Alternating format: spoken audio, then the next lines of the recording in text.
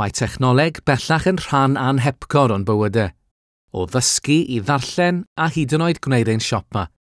Mae'r cyfan ar flaenau ein bysedd trwy ein teclynau digidol.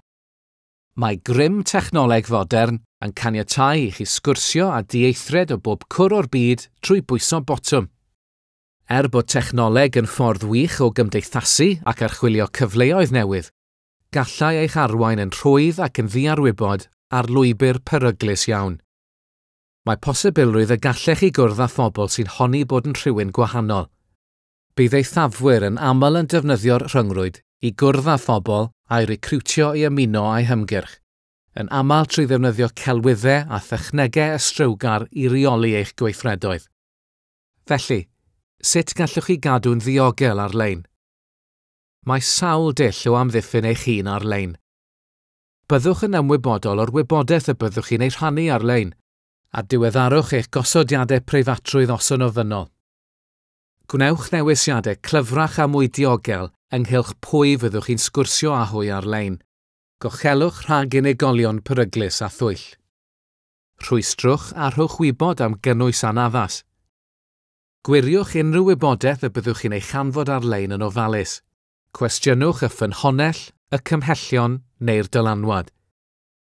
Cyn i chi rannu neu hoffi unrhyw wybodaeth, cofiwch ddefnyddio'r rhestr wirio. Ffynhonnell. A yw'r wybodaeth yn deillio o ffynhonnell ddibynadwy?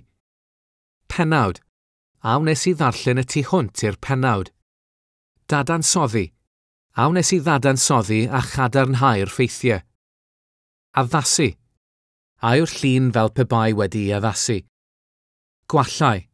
A oes unrhyw wallau sillafu neu ramadeg gwael. Bydd y rhestrau gwirio hyn yn berthnasol wrth gymdeithasu ar-lein, a hefyd wrth bori cyfryngau cymdeithasol, darllen erthygle, gwylio fideos, neu hyd yn oed rando ar bodlediadau. Mae'n bwysig bod yn wyliadwrus, ymarfer yr arferion hyn, ac addysgu eraill am ddiogelwch ar-lein. Trwy amddiffyn eich hun rhag wybodaeth gamarweiniol, gallwch chi greu amgylchedd mwy diogel i chi a chanwyliad.